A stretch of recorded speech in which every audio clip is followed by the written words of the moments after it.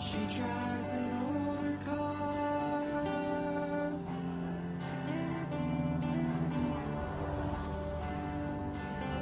wears old dresses. Right in the middle of the Bible is this collection of Hebrew love poems that are so explicit and erotic that young Jewish boys weren't even allowed to read them until they were older. Now, Song of Songs gives us like a picture, a series of pictures of the relationship between a man and a woman.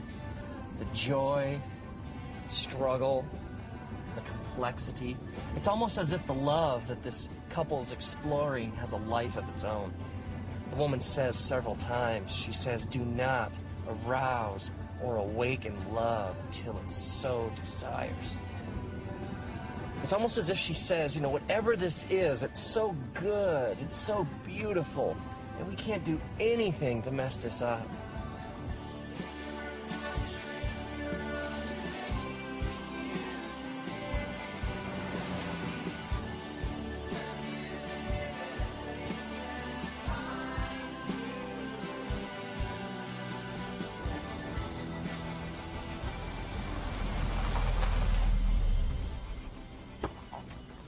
We get incredible mileage out of this tired, old English word love, don't we? I mean, we'll tell somebody that we love them, and then in the same breath, we'll talk about how much we love a new car or a certain pair of pants.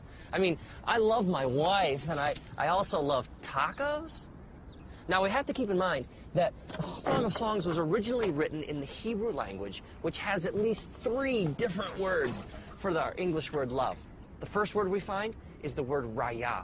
Raya would be translated literally as like friend or a companion, somebody you hang out with. We might even translate it as like the word soulmate.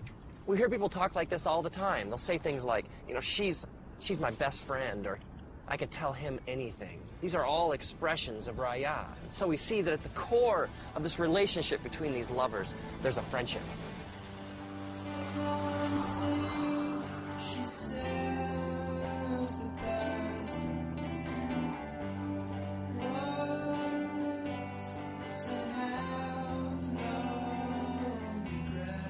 Another Hebrew word we find for love is Ahava. Ahava is deep affection.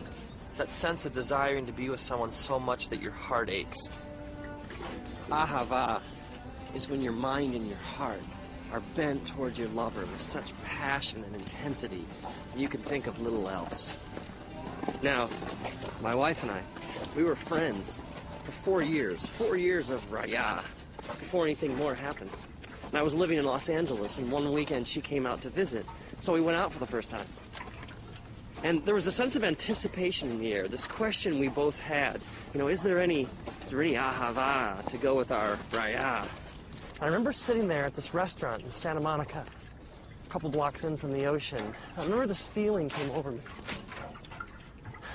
that I'd rather be here with her at this moment than anywhere else in the universe.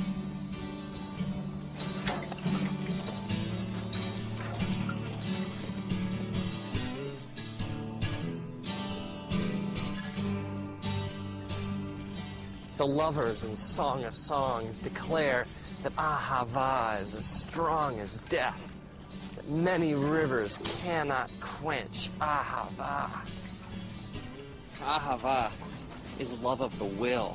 Now, this is way more profound than fleeting romantic feelings. This is much more than like temporary urges. Ahava is making a decision to join your life to the life of another. And this is an emotion that leads to commitment, that leads to joining your life to somebody else's. Ahava is what makes things last.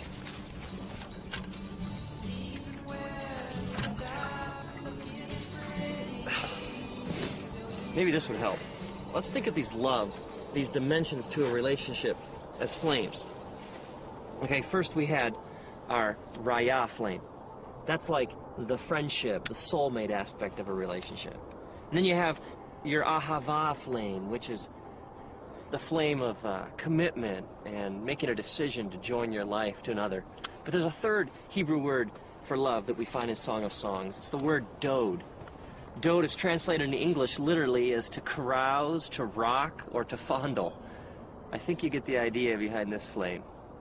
This word is used elsewhere in scriptures, like in the book of Proverbs. It says, "Let us drink deep of dode till morning." And the woman even says in Song of Songs, "Let him kiss me with the kisses of his mouth, for your dode is more delightful than wine." Dode is the physical, sexual element to a relationship.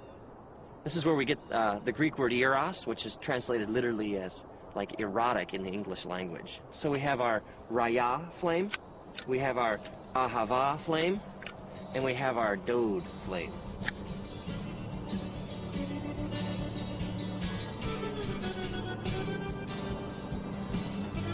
So when this man and woman come together, all these flames get combined. Now Jesus talks about this idea of entire beings coming together. He uses the phrase one flesh to describe this connection between a man and a woman. Now this one flesh is way more than just a physical act. I mean, it's emotions, it's hearts, it's minds, it's experiences. It's the mingling of souls. And so this coming together physically becomes a picture of a deeper spiritual reality.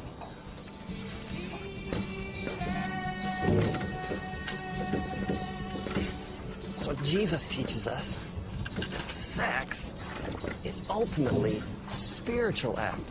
And that something so beautiful, something so powerful was meant to endure forever.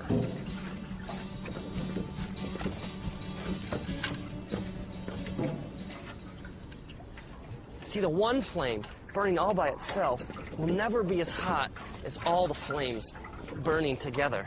I mean, we were created for all the flames to burn as one. I mean, think about all the ways that we mess this up. I mean, take an affair for an example. An affair is two people sharing the dode flame, but without any of the other flames. Without the Raya or the Ahava. I mean, there's no friendship, there's no commitment, there's no loyalty, no sacrifice. And I mean, there's dode, but there's no Raya or Ahava. It's two people trying from this one flame, the dode flame, to get all the heat of the three flames burning together. I mean, no wonder it leaves a person empty and unfulfilled. We were created for so much more. And so the person keeps coming back to this one flame over and over again, and yet it never truly satisfies. It can't. Or how about the couple who've been married for years and they're still together? There's still some commitment. I mean, there's still some ahava, but let's be honest, there's not much else. There's no friendship. There's no sex. And they neglect the flames, and eventually they flicker, and they fade, and they go out.